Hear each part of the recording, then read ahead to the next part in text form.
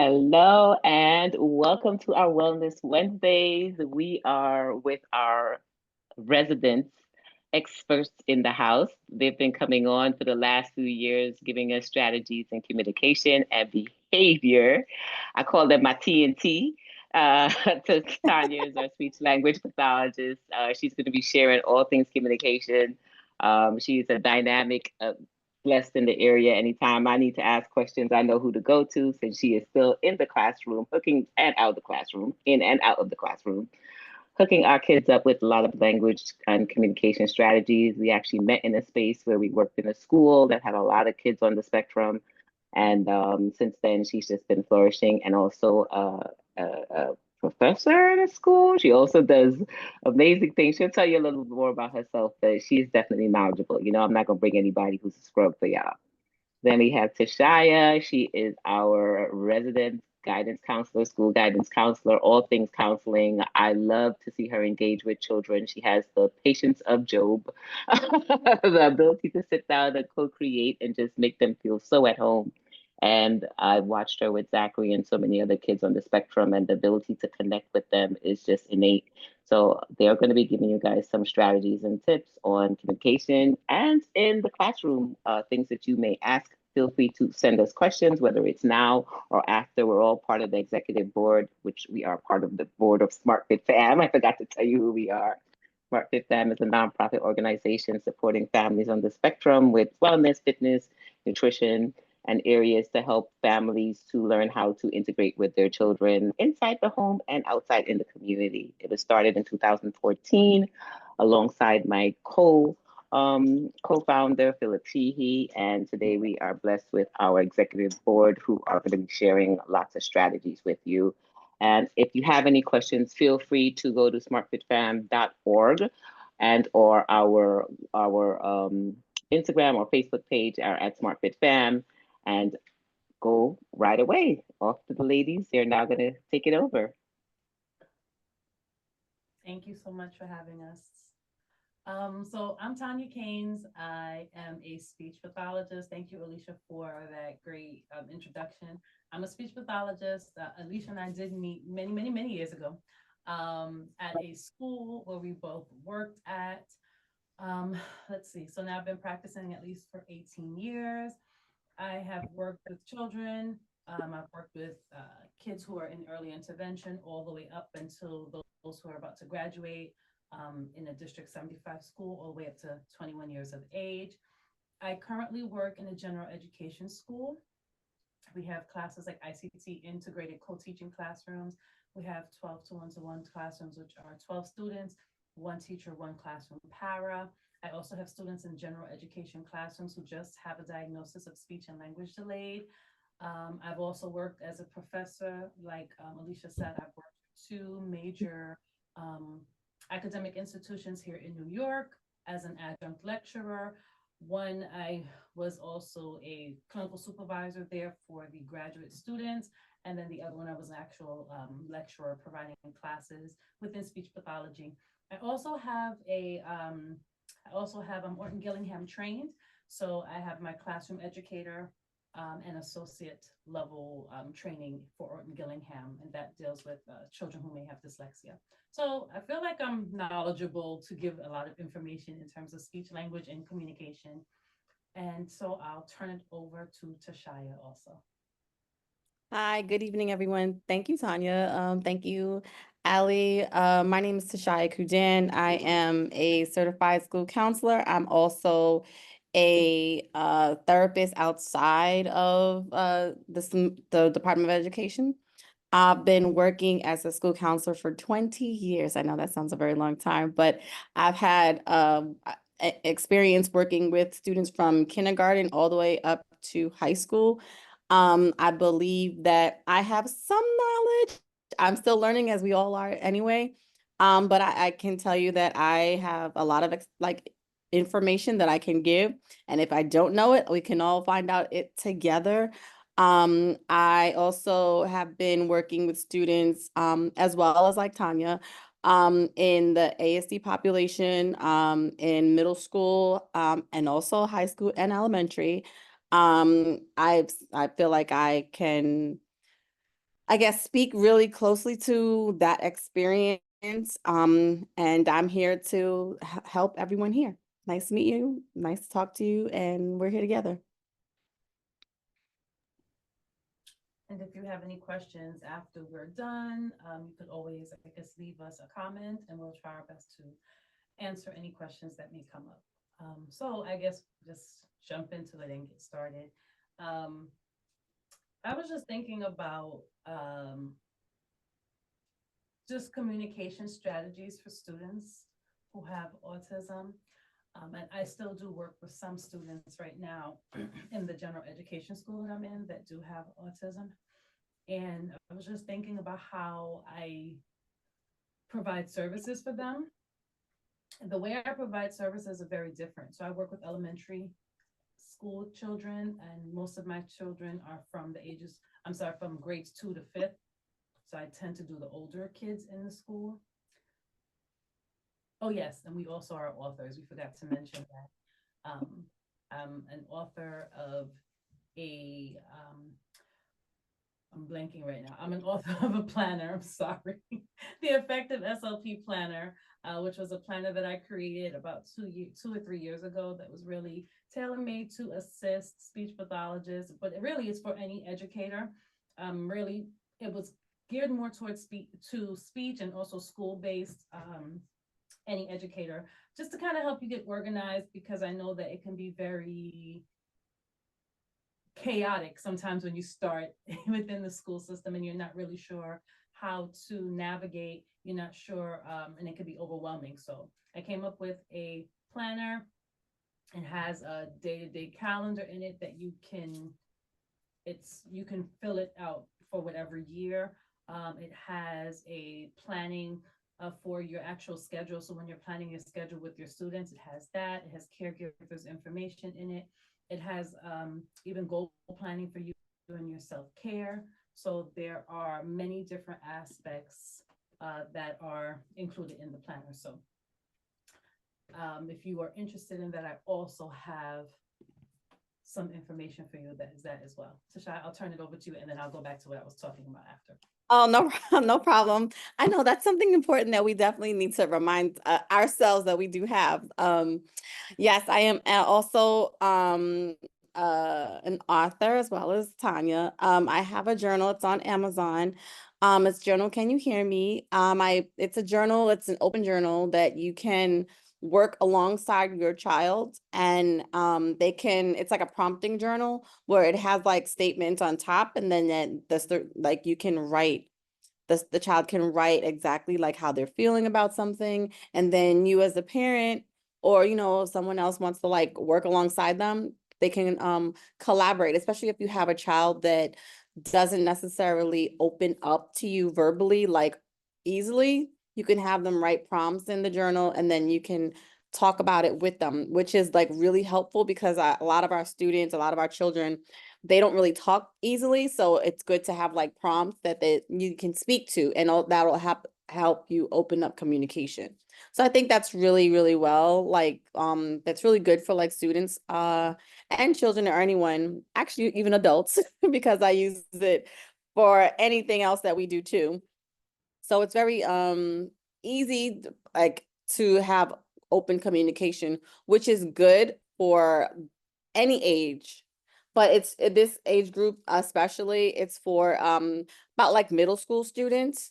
So this is around the time where they're trying to figure out who they are, what they want, things that they're trying to develop within themselves. And prompting journal like this is very helpful, especially when parents are trying to figure out what's going on with them.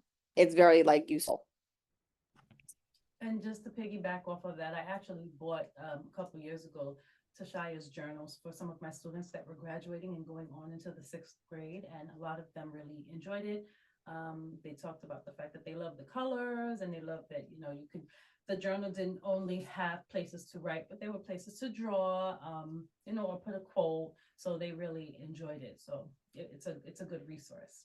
But just going back, kind of piggybacking off of what Tashaya was saying in terms of the fact that kind of segues right into what we're talking about. Many of our students may be nonverbal or may have difficulty with expressing themselves and their emotions. We already know that when you are, first of all, I just feel like that transition from, you know, 10, 11 into like teenager is a really difficult time. And I remember how I was as a teenager and all the emotions that were going on with me. And I didn't really know how to express it through words. And I think that what really helped me is I really love music. I'm very musical. So the fact that I was able to sing and I had music, and it shows me that throughout my life I've always had like a choir, singing someplace. I was doing this, it was dance. So I think that that was an outlet for me, but everyone doesn't have that outlet.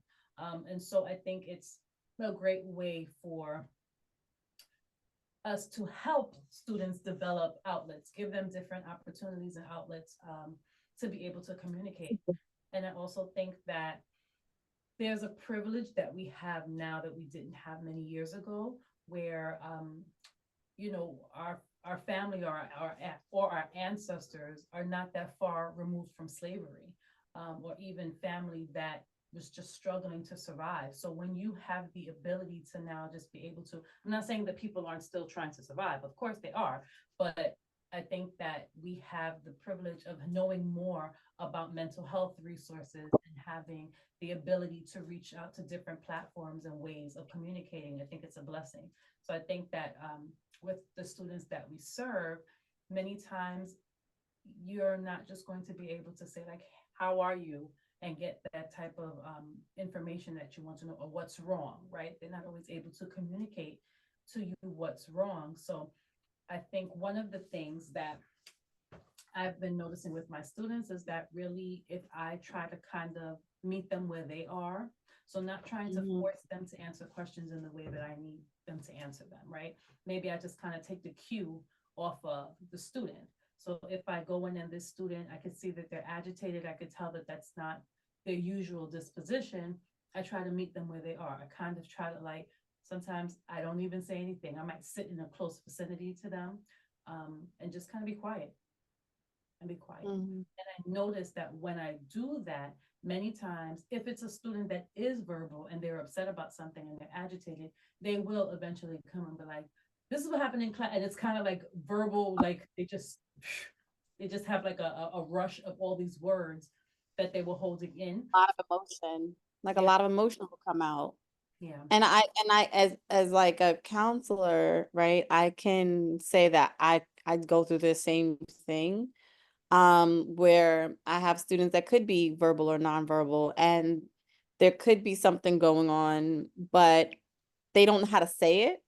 So there are a lot of manipulatives that I use that have them maybe like open up and talk, whether it's like a game, or if it's like just them drawing something, or even like journaling or writing something down, right? That will definitely help open communications as well, because sometimes even they don't want to say it, what's bothering them, especially at first, or they don't want to get the other person in trouble, or they don't want to get in trouble, or something is going on. But whatever it is, eventually, I guess with trust, they do open up. You bring up a good point that I feel like students, children, they just need to trust you. They need to know that you're there for them. They need to know Yeah. that you have their best interest at heart, that you are going to support them no matter what. And I think that that alone lets them know that, they have somebody who always has their back. And I feel like, both of us working in the schools, we have to build up a level of trust with our students before they would even want to do any kind Absolutely. of, Agreed. especially in your line of discipline, Yeah. because Agreed. kids are not going to tell you anything if they don't trust you. If they feel like they don't, that you don't have their best interest at heart, or if they feel like you don't like them, they're not Mhm. going to tell you anything. So I feel like you have to build up a level of trust, or just getting to know them. What do they like? What do they not like? And I love to see like Right. the eyes kind of sparkle when they see that you know what they like, Yeah. because Agreed. they're special to you. And then they feel special, and then they are more receptive to you, Yes. I tend right? to find that I have students who Sometimes they'll do a little bit more for me than they might do sometimes in the classroom, maybe because it's a smaller group, but also because they know I care about you and I want you to do well, Yeah, and to be very agree. personalized with students. That sometimes the teachers, they want to be as personable as they can, but their hands are kind of tied in so many things because they have so much to do. So Um, many students at the same time sometimes. yes, So it's really hard to have pay attention to that one student that whole entire time, as right, opposed to when we get them, it's like that one-on-one that probably they don't get all the time. And it's absolutely, important that when they do get it, like you give them everything that they need. Well, it doesn't even have to be something like tangible. It just could be like the time. absolutely, I have absolutely. a quick question as you guys are talking in. Hey guys, it's Dr. Ali doing a quick pop in. If you have a parent that comes to you and they have a nonverbal child and they're trying to get all the services or trying to get any services for their child, but they're not getting the services that they need, how do you guys support them? What can they do? Any suggestions? I'm just getting some questions. I'm just relaying it over to you as I get the questions. Oh no, that's great. Oh. I think it's great. Tasha, you want to go first? I actually did have I have had a couple of nonverbal students, but it was like selectively nonverbal. Like they spoke at home, but they didn't speak in other environments. Um, but I engaged with them like normal. Like they would speak, but they would point, and I was always communicate with the parents. I would always communicate. I would even communicate with the student, but they have their own way of communicating. And whether they are using, obviously they're not using words, but they're using like pictures, they're using either they're pointing or they're still playing games with you. Right? I had one student who liked to play checkers, and we would just play. That's he's nonverbal, but we know like we're spending time with each other, or like we're doing different things. He even liked playing Lego. So, like things like that, you're showing that you care, but they're also communicating without actually verbally using words. And how I would communicate with the parent is that, I will let them know like the things that, like their child was doing, and how to communicate best with them, and the parent would also tell me how to communicate with them as well, because they have them at home, and I'm not with them all the time. So it's like a hand in hand kind of thing, right? Like I tell you what's going on, you tell me, and we can work together. And it's always good that we work together when it comes to any student, but especially like a nonverbal student where I don't know what's going on, because they're not saying anything. So it's always important that you get the family ties, and our part together. Um, I totally agree. I think if, and I've had this situation happen before where I've had nonverbal students and the parents are not really sure. They don't know where to start in terms of services. So I do have students, and I have had pre-K students in the building before. So I've seen it in that respect. Usually what happens is within the DOE, if the student is in 3K or pre-K, that is not something that the school handles, and many parents don't know that.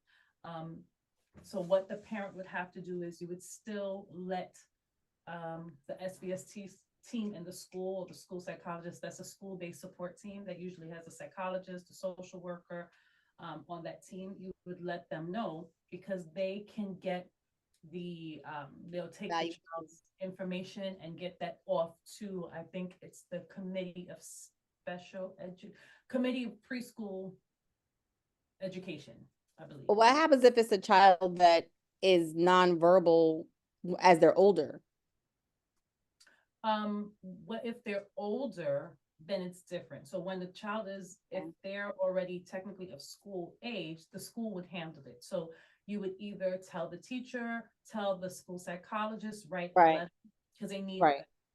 that actual documentation to put into the file. And once they get that information and authorization from the parent or the caregiver, they can then start to outsource to have this child be evaluated for whatever the situation may be. So if it has to do with speech, then they can have a speech eval. If it's something that they need a psychosocial hearing evaluation, whatever evaluation that the child might need, that's the channel that it would take, if the child is already an older student. But if the child is a younger student, the parents are going to have to, it's almost like the parents have to do the legwork, right? So when the child is older and the evaluation is put in, the Board of Ed will actually send in actual evaluators that are employed by the Board of Ed, sometimes not Right. employed by the Board of Ed, but sent through the Board of Ed, and they would come into the school and actually evaluate the child. If the child is in 3K or pre-K, that is something that the parents are actually going to have to take them to a center themselves. So that's why I said it could be a little tricky when it's in 3K and pre-K, because the parents, that a lot of the groundwork of actually finding the places are up to the parents. They have to call, they have to follow up, and it can be a little overwhelming for parents. So I would just say, if you really are trying to get your child services and you know that they need them, do not give up. It can be a little overwhelming, but once they get those services, you're going to see the Definitely difference for the overwhelming child. So keep going. and time If you consuming. and time consuming, but reach out to, teachers in the school. I've worked with some amazing teachers, especially the school I'm in now. There are two amazing teachers who are calling everybody in the world for their students. I even have, and those particular teachers are pre-K teachers who come to me, and even though I don't have those students and they don't get services, I'm like, okay, well, I know I have someone's email, and I'll start shooting emails. So if you get in contact with someone in the Yep, school, just persistent. fight for you. Mhm. Be persistent. I've Persistent. met a lot of parents that felt that because their child is a nonverbal or adult, young adult, like they're older, like teshaya mentioned, and because they weren't speaking, they thought, oh, I don't need a speech therapist anymore, or oh, I No. can't get speech therapists because they're not verbal. And the second thing is, like teshaya is mentioning, they're not understanding the reasoning for counseling. I kept Zachary to make sure that he did get counseling so it can help in certain ways. So, what are some reasons, or what are some things that you may see with your child, right? That would say, hey, this child may need that additional support in terms of counseling. What have you seen that you would recommend as, add counseling to your IEP or find out how you can add counseling to your IEP, to Shia? I think, well, Tanya, to piggyback off of what Tanya was saying, is to write a letter to the school. Like, you can write the school counselor, the school psychologist, or the school social worker, saying that you would like your child to be evaluated for either nonverbal or just, like for speech or counseling. To add counseling, I think every student should have counseling who has an IEP, or even better, because that is coupled with everything else that's going on. Like, sometimes you need that one-on-one person to open up to talk to have that one-on-one communication that probably you don't get at home, or you do get at home, but it's like a different aspect of someone talking to. I think it's really important to advocate for your child as much as possible. If you feel like your child needs counseling, um you can definitely add that to the IEP if they do have it on there, and you make sure that your child is receiving their services properly. If they don't have it on their IEP, you can always, like I said before, write a letter, make sure that you have that in writing, requesting that you would like your child to be open a reevaluation to get counseling on their IEP. It's really important. I think, like I said, every student should have it. Every student should have it, because everyone needs someone to talk to. And especially when it's hard and you're growing up and you don't know how or what's going on. It's always important to have that. It's crucial, especially Also, in school age mhm, children. I think it's also beneficial because it's beneficial for the caregiver too, because the therapy doesn't just help the child, but it also helps them when they come home, so that they can manage their emotions when they're speaking to you, or if you're working on nonverbal communication, they're them being able to communicate with you in different ways. When children get speech services, and if it's a child who's nonverbal, there might be tips and techniques that the speech therapist might pass along to you, of things that are working in the school that you can work on at home as well. So it's really beneficial. It kind of helps, it helps the entire family system. It helps the classroom teachers. It gives a level a level of support in the classroom. And again, like I said in the beginning, I think, you really want to try to not lead from a place of what I'm thinking of, but maybe lead from what is the child going through. And when you lead from there, trying to figure out, well, what's going on, right? So there's a lot of nonverbal communication that happens that way too. So picking up on cues, what is the child doing? Is the child like pulling you to a certain area? Well, maybe go along with that. See where they're trying to have you go, because that's telling you something. It's communication, it's just nonverbal. And in the same way, it goes back to, communicating feelings and emotions. If they're stomping their feet about something and they won't move from a particular area, well, they're communicating with you again that they either want something or they don't like something. Maybe they're upset. So I think sometimes we have to try to maybe pay attention, and just kind of listening, not listening, but kind of looking at the cues that they're giving that happen to be nonverbal, because those are things that can really teach us a lot as well at home and at school also. Agreed. Agree. Yeah. So we have any other questions? We have some people in the room. Any questions from anyone? Yeah, great job, ladies. We can open it up now if anyone has any questions. We have about 5 minutes before we wrap up. I want to thank you, ladies, for your phenomenal information. I'll ask one last question since no one else is popping in. If you were to tell a parent a word of encouragement through their communication journey and or in their behavioral journey, you gave a lot of tips already, but what's resonating with you to leave them with? I'll come to Teshaya and then Tanya. Be resilient. I know it's hard. And I say be resilient. And that goes for like anything. Just don't stop. If there's something that you really want to have your child achieve, continue and be resilient. Don't let, like, if the milestone that you feel like they didn't reach, just keep pushing, because they'll get to, everyone will get there whenever they're supposed to. Be resilient.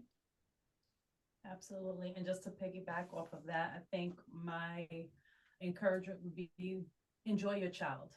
I think that so many times we get bogged down with, we're overwhelmed. There's so many things that you're fighting for as a parent. You're trying to be there, you're trying to do this, you're trying to do your own life, and also advocate for your child. But enjoy the enjoy the beautiful part of being a parent. Just enjoy, your child has so much amazing gifts.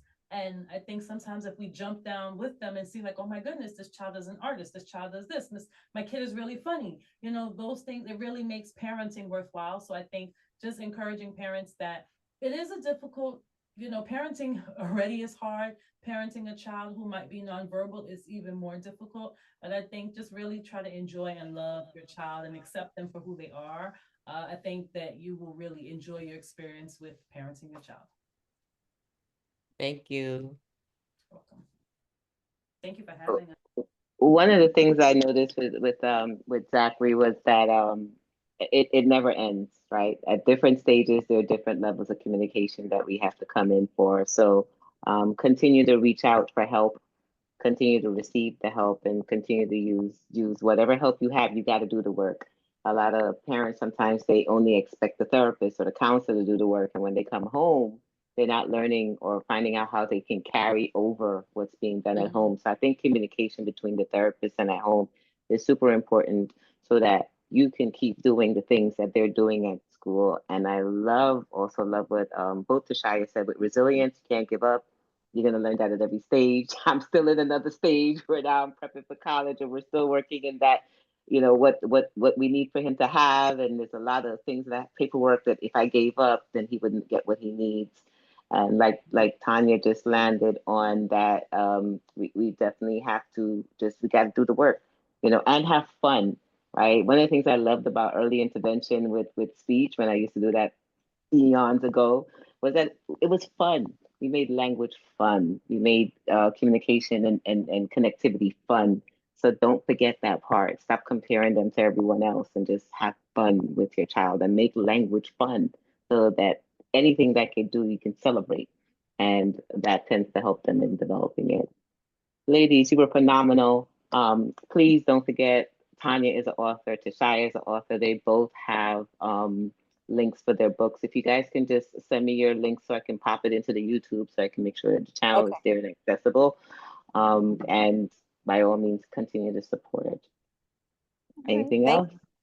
All right, awesome. We'll see you guys next Wednesday, same time. We're Caribbean American Social Workers Association. We'll be sharing all things in terms of child and family care and how we can work. It's also Child Abuse Month, so they'll be sharing a little bit more on things that we should be looking for. So do not miss out on our Wellness Wednesdays. Next week's Wednesday, again, we have our next set of guest experts who are going to be helping you along the journey. So make sure you come. Thank you for our guests that are here. I see some members from Caribbean American Social Workers are here. I see Miss Patricia, Miss Penny is here. Thank you. Karen, thank you always for your support. And of course, ladies, Teshaya and Tanya, you guys are amazing. Thank you, thank you, thank you for always everything that you guys have been doing. Thank you. Have a good night, everyone. Bye. Bye. And my mama Ismay said, work with the child where they're at. Avoid comparison. Thank you, mama.